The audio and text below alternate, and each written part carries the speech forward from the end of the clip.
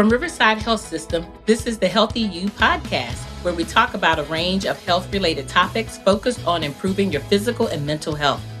We chat with our providers, team members, patients, and caregivers to learn more about how to maintain a healthy lifestyle and improve overall physical and mental health. So let's dive in to learn more about becoming a healthier you.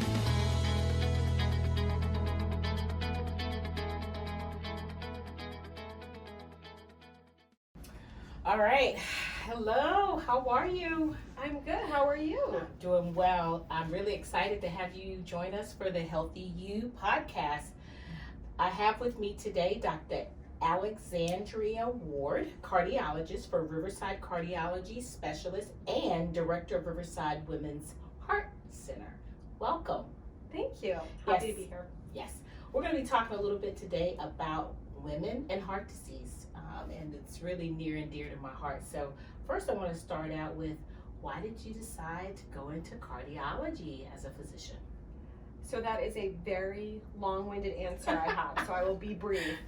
But I initially wanted to do women's health, and I thought about doing OBGYN. Okay. And then I realized I hate surgery, so that was off the table. Cardiology was one of the first rotations I did during medical school, and I just loved how interesting it is, complex, but also that we can make patients feel better. So we can get the sickest of the sick, and we can get them feeling better on great medications with great procedures, get them out of the hospital living their lives. So that's why I chose cardiology and why I have my specific interest in women's heart health. Great, awesome. Thank you for your commitment and your passion around that space. Talk a little bit about, what's the number one cause of death in women? So the number one cause of death in women is heart disease, which a lot of women are actually not aware of. So that's why it's so important to have these conversations, to be involved in the Go Red for Women events, and to really focus on February as Women's Heart Health Month. It is the number one cause of death in women. 1 in 3 women will have heart disease, and 1 in 3 women will die from heart disease. Okay. As it relates to awareness and then more specifically prevention, talk to me about what you would say is important as it relates to educating community around that. So the biggest, I think, point that we can make, and our biggest goal for education, is that awareness that heart disease is the number one killer of women. But most women, more than half of women, don't know that. So that's really the number one that we have to focus on and do a better job of as a medical community, is increasing that awareness and education and saying heart disease is the number one killer of women. But then also knowing the risk factors and how heart disease presents in women, because those are slightly different in men and women. Okay, so talk a little bit about some of those risk factors. So there are both traditional risk factors that both men and women have, and that is actually what people tend to know. So that's the high blood pressure, high cholesterol, smoking, the biggest and most preventable, diabetes, high cholesterol, obesity. But then women have risk factors that are both specific and predominant to women. So the specific risk factors are those related to any of the cardiovascular complications of pregnancy. So having high blood pressure during pregnancy, preeclampsia, gestational diabetes, or peripartum cardiomyopathy, certain breast cancer treatments. Autoimmune disease is actually a bigger risk factor in women than in men, as is anxiety and depression. So there are some risk factors that are more prevalent and predominant in women. Okay. I know for me, in my family, we have, high blood pressure and diabetes. My mom actually lost her mother at 39 of a massive heart attack. And I've been a nurse for over 31 years, but I recently, within the last 10 years, start reading labels. And I'm a healthcare professional and I know better, right? But I think so often as women, we prioritize everyone else in our lives and we put ourselves last. So now before I buy anything, I read the label. I look at, what is the sodium intake? What is the carb intake? Because I was diagnosed as pre-diabetic as well. And I said, you know what? This is really bad, Frankye, because you know better. You're a healthcare professional. So how am I going to be a role model if I'm not even doing it for myself? And I was able to turn that around. So I make better choices. So I'm really glad that you mentioned some of those things that are avoidable and preventable, because we want to control those as well. So great information there. We talked about some of the traditional risk factors. Are there others that you would talk about as well? Yes, absolutely. So those gender predominant, gender specific risk factors, because those are the ones that are not well known. Okay. So those traditional risk factors, when we rattle them off, most people go, oh yeah, I've heard that before. Sure, I can do better, but I know what you're talking about. Those gender specific and gender predominant risk factors are the ones that people are not aware of. Right. And people in the medical community, as well as our patients, are not necessarily aware. So those are the ones I tend to really focus on. And those are some things that women might be in their 60s now, and they had a child in their 20s, and they don't think, oh, something that happened that long ago is a risk factor for heart disease, and it is. So I really do like to focus on the younger patients and say, let's know our risks, both the traditional and the gender specific, gender predominant, because to your point, prevention is key. And the way we access care is so different now.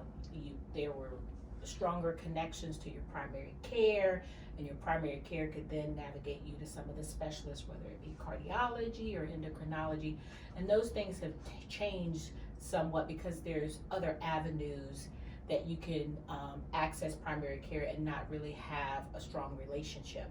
So if you're someone and you wake up today and say, hey, I want to do better, I want to know more, what type of plan would you say they need to take if they want to start to understand more about what's going on, if they have a family history and they've never been seen before or never been evaluated? What would your suggestion be to someone that says, I'm gonna understand more about this? So number one is knowing your risk. Right. And that is either talking to your primary care, talking to your family members, really diving into your medical history and your risks.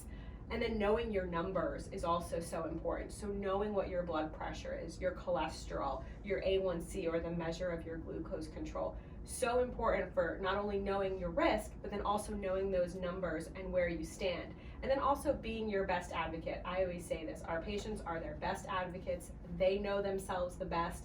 So talk to your primary care. If you think you need to see a specialist to really say, I want to work on prevention, I want to know this more, we are happy to help. And also as it relates to baseline EKGs, you're hearing more and more about that. I actually had a procedure not too long ago and they realized I didn't have a baseline EKG. And so they did referred me to have that completed. Talk about that a little bit. Is there more education in that space around getting that baseline EKG? Is that necessary? What are your thoughts around that? So that's an excellent question, and it depends entirely on age, gender, risk factors. Okay. A lot of times before any procedures, they will go ahead and say, let's get an EKG, because we might see things on EKG that people would have no symptoms of. So just good to know. It's not normally part of the physical exam for younger patients, but as we get older, it is something that you'll start to see happen at least once a year. Right. And you see what's happening, things are happening with athletes and the media right now, and so they're younger, which traditionally you think you're not at risk for some of these things, so there's a lot of conversation going on in that space. What are some signs and symptoms of heart attack in women? So the primary sign, and most women will present, is chest discomfort. We don't like to use the word chest pain because most patients will say it wasn't pain, it was a burning sensation, a pressure sensation. I've had patients tell me it was the worst heartburn of their life, even though they've never had heartburn. So that's something to keep an eye on. But most women also present with other symptoms in addition to chest symptoms. So shortness of breath, extreme fatigue, back pain, abdominal pain, nausea, vomiting, feeling hot and sweaty all over. And so that constellation of symptoms, having one, two, all of them, are concerning for heart disease in women. And I also like to say that women do not have atypical symptoms. You'll sometimes hear that said. Women have women-specific symptoms. So that is typical for women to have those symptoms of heart attack. Great. my mom, even though I'm the nurse, she'll say, make sure you carry around a baby aspirin, because if something happens, just take a baby aspirin. What are your thoughts on that myth? And that's something that people feel like they ought to be armed with at all times in case something comes up. I would say that's not the worst guidance out there. Right. But if you are having any of those symptoms, get yourself to an emergency room. Don't drive yourself, and they'll give you a full dose aspirin on the way. So if you don't carry it, it's okay. Don't feel bad. Awesome. Thank you. Thank you so much for your commitment and all the work that you're doing in this space to support the communities that we serve. Is there anything else that you think would be important or relevant in this space to talk about today? Well, I think for women particularly, and you brought up this point, and I think it's so important, is that women tend to take care of themselves last.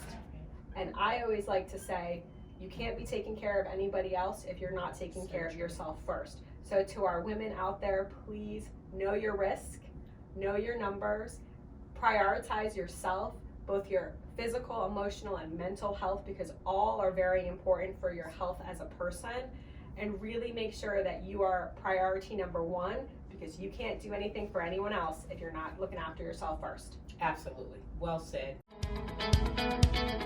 Thank you for listening to this episode of Healthy You.